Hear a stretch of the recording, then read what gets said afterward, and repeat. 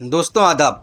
आप सभी कैसे? उम्मीद खैरियत से होंगे। आज है 22 अगस्त 2026 और आज की सुर्खियां ये रही। अमेरिका में कुर्सी पर संकट, पेंटागन में खींचा तान, ड्रिस्काल के इस्तीफे से मचा तूफान, ईरान बोला दुश्मनी नहीं बदली, तोपें खामोश होंगी या फिर बढ़ेगा टकराव का तूफान, जॉर्जिया ने यूई के प्रतिबंधों से बनाई दूरी, यूरोप की एकजुटता पर उठे सवाल, ट्रंप का तेहरान पर तंज, ईरान का पलटवार, बयानबाजी में गरजे दोनों तरफ के बोल, लेबनान में इजरायली गोलाबारी, फिलिस्तीन पर भड़काऊ बयान से फिर सुलगी नफरत की आग और बंगाल में हत्या के आरोपों से सियासत गर्म।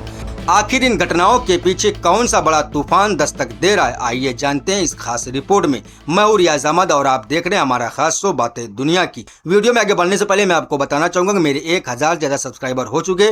आप सभी का बहुत बहुत शुक्रिया। दोस्तों, इस वीडियो में सबसे पहले रुख करते हैं अमेरिका का, जहां ट्रंप प्रशासन के अंदर एक और बड़ा राजनीतिक और सैन्य झटका सामने आता दिखाई दे रहा है। खबर यह है कि अमेरिकी आर्मी सेक्रेटरी डैन ड्रिस्काल अपने पद से इस्तीफा देने की तैयारी में। रिपोर्ट के मुताबिक वो इस साल के आखिर तक या उससे पहले ही अपना पद छोड़ सकते हैं। इस खबर ने इसलिए भी हलचल मचा दी क्योंकि डैन ड्रिस्काल और अमेरिका के रक्षा सचिव पीट हेगसेथ के बीच पिछले कई महीनों से रिश्ते तनावपूर्ण बताए जा रहे। यानी मामला सिर्फ किसी अधिकारी के व्यक्तिगत इस्तीफे का नहीं है, इसके पीछे अमेरिकी रक्षा व्यवस्था के अंदर चल रही खींचातान की बातें सामने आ रही। रिपोर्ट के मुताबिक हेगसेथ को कथित तौर पर ये चिंता यानी फिक्र थी कि मुस्तकबिल में ड्रिस्काल उनकी जगह रक्षा सचिव के पद के दावेदार बन सकते हैं। इसी वजह से दोनों के बीच भरोसे का संकट बढ़ता गया। अब इस कहानी में एक और बड़ा नाम आता है general Randy George. General Randy George अमेरिकी आर्मी के चीफ ऑफ स्टाफ थे। उन्हें अप्रैल में उनके पद से हटा दिया गया था। इस फैसले को लेकर भी काफी सवाल उठे थे। ड्रिस्काल ने उस समय जनरल जॉर्ज के प्रति सार्वजनिक तौर पर सम्मान और समर्थन जताया था। यहीं से पीट हेगसेथ के बीच तनाव और ज्यादा बढ़ने की बात कही जा रही। अब अगर डैन ड्रिस्काल भी पद छोड़ देते हैं तो इसका सीधा असर अमेरिकी आर्मी की क़यादत ढांचे पर पड़ सकता है। वहीं दूसरी तरफ तेहरान की तरफ से एक बार फिर अमेरिका और इजराइल के बेहद सख्त बयान सामने आया है। ईरानी इस्लामिक रिवोल्यूशनरी गार्ड कोर्प्स यानी IRGC के प्रमुख कमांडर ने कहा है कि ईरानी राष्ट्र के प्रति उनके दुश्मनों की दुश्मनी खत्म हुई है। IRGC की तरफ से जारी बयान में अमेरिका, इजराइल और उनके सहयोगियों की नीतियों पर निशाना साधा गया। ईरान का कहना है कि इस्लामी क्रांति के बाद से 4 दशकों से सबसे ज्यादा समय में उसके खिलाफ लगातार दबाव बनाया गया।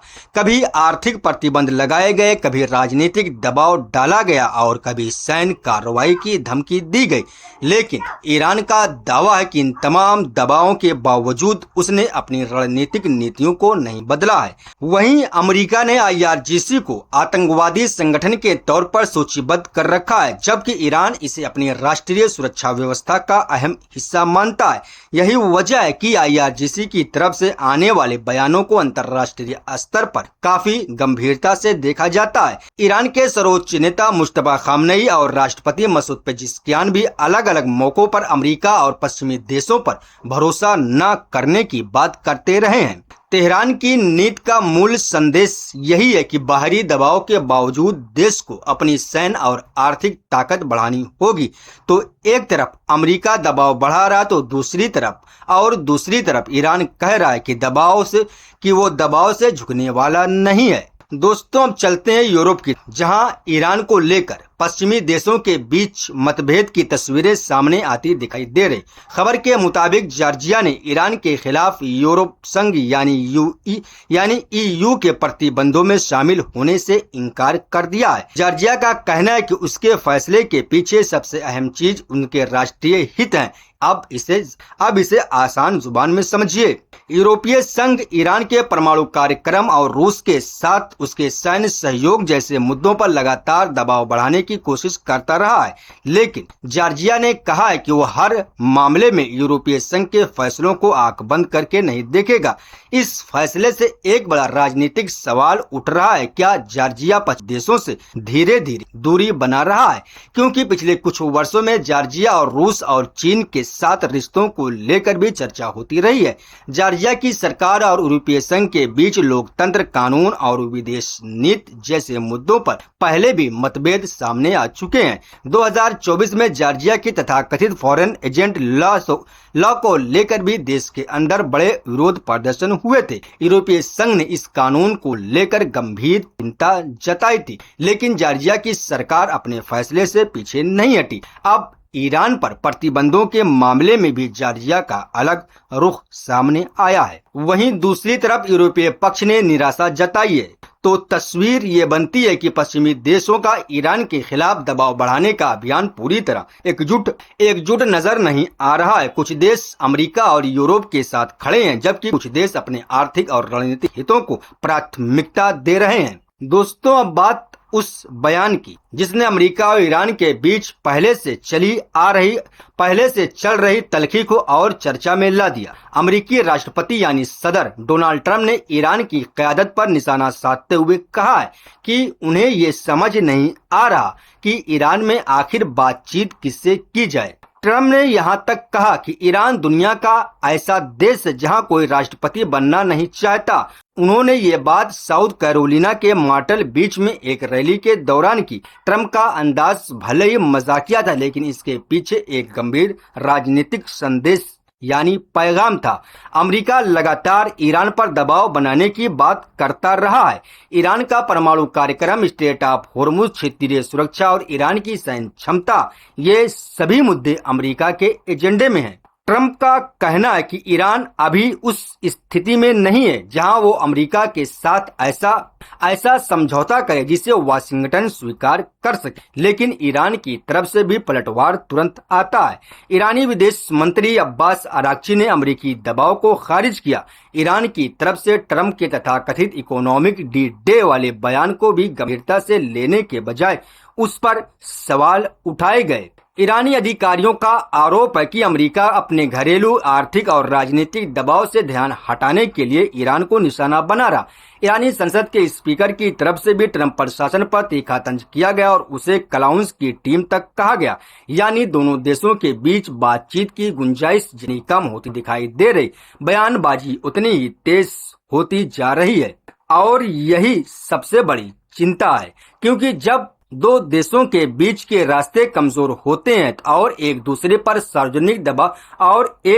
पर सार्वजनिक हमले बढ़ते हैं तो गलतफहमी का खतरा भी बढ़ जाता है, खासकर तब जब दोनों पक्षों के बीच सैन्य तनाव पहले से मौजूद हो। दोस्तों, अब आगे इस वीडियो के बेहद अहम हिस्से में एक साथ कई घटनाओं पर नजर डालते हैं। सबसे पहले दक्षिण लेबनान। रिपोर्ट के मुताबिक इजरायली सेना ने दक्षिणी लेबनान के तिब्नीन इलाके में तोपखाने से गोलाबारी की। ये इलाका हिजबुल्लाह के प्रभाव वाले क्षेत्रों के करीब माना जाता है। यहाँ सबसे बड़ा सवाल सीज फायर को लेकर। अगर संघर्ष विराम यानी सीज फायर यानी जंगबंदी की कोशिशों के बावजूद गोलाबारी और सैन्य कार्रवाई की जा रही है और तनाव फिर से बढ़ने का खतरा बना रहता है। दक्षिण लेबनान पहले भी इजराइल और हिजबुल्लाह के बीच संघर्ष का बड़ा मैदान रहा है, इसलिए यहाँ छोटी घटना भी कई बार बड़ी सैन्य क्रिया का कारण बन सकती है। फिलहाल इस घटना में बड़े पैमाने पर जान माल के नुकसान की तत्काल तस्दीक नहीं हुई है। अब बात इजराइल और फलस्तीन से जुड़े एक बेहद विवादित बयान की। सोशल मीडिया पर वायरल एक वीडियो में रिबका लाफेयर नाम की एक इजरायली बस्ती निवासी पर आरोप है कि उसने 1948 और 1967 की ऐतिहासिक घटनाओं का जिक्र करते हुए फलस्तीनियों को लेकर बेहद भड़काऊ टिप्पणी यानी बयान दिया है। उस बयान में कथित तौर पर फलस्तीनियों को हटाने या खत्म करने जैसी सोच को जायज ठहराने की कोशिश नजर आती है। अगर ये बयान उसी रूप में दिया गया जैसा रिपोर्टों में बताया जा रहा तो जाहिर है कि ये बेहद गंभीर और भड़काऊ टिप्पणी है। 1948 का दौर फलस्तीनियों के लिए नकबा यानी तबाही और बड़े पैमाने पर विस्थापन के रूप में माना जाता है।